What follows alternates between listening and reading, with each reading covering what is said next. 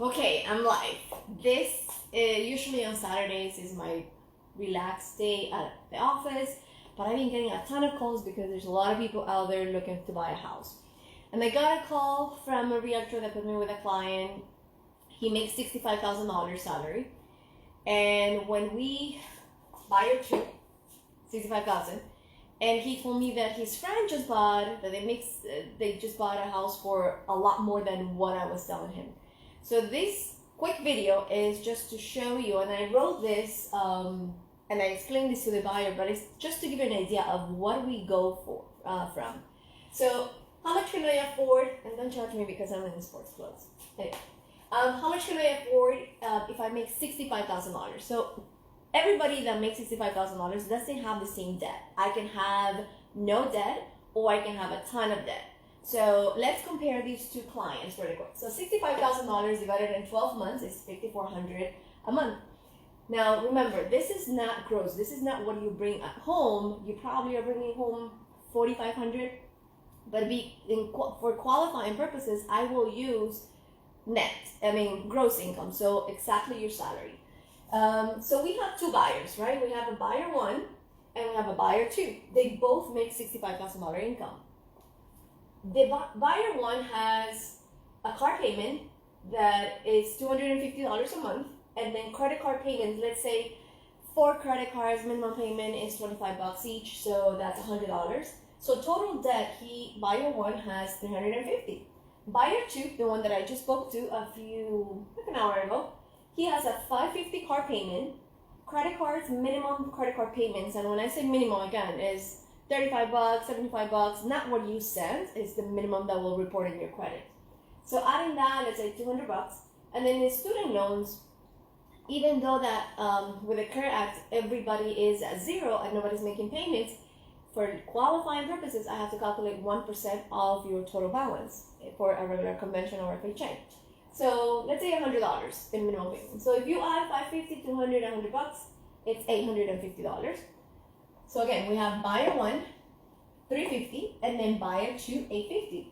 So usually half of what you make on a monthly basis has to cover all your debt plus the new mortgage. So if I'm making $5,400 a month, half of that, which is 50%, so it will be $5,400 times, or divided in 2 or times 50%, is $2,700. $2,700 is your capacity to cover whatever expenses you have plus the new mortgage. So if my income is $65,000 and my expenses are $350, my capacity, they both have the same capacity to get into debt, but this has to cover your expenses plus the new mortgage. So if you do $2,700 for buyer one, $2,700 minus $350 in debt is $2,358. This is PITI, principal, interest, taxes, insurance, and association. So your mortgage cannot be more than $2,358 for buyer one. So when you're calculating $2,300 mortgage payment, if let's say this client wants to put a 5% down payment, that equals to probably about $300, $330 more or less in a loan. Now buyer two, different situation. From $350, this client has $850. So if you do same capacity, $2,708. So $2,708 minus $850 total debt, he has $1,858 capacity. So that means that $1,800 has to be taxes, principal and interest, taxes, insurance, and association. So that equals about $250. So buyer one, buyer two, same income, different debt. Now one qualifies for $330 and the other one qualifies for $250. Now, if you're talking to someone on the phone, regular bank, and you tell them, I make $65,000, I don't have any debt, because you think that this is not a lot of money, they'll be like, okay, perfect, you qualify for $330, $350. But when you shop for a house, and then when they come to us, or when you're under contract and your bank is reviewing your documents and they realize that your debt is not $350, it's $850, your loan and the house that you've been looking for, or if you're a realtor, you've been shopping for a house for your client, fighting to get that offer accepted, now you can't get the $330 home because this client owes $850 in total debt and he should have been looking for places in the $250.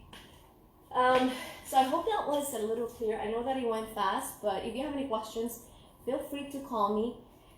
This is super casual Saturday, but I felt the need to come on live and tell you how it is. Basic math.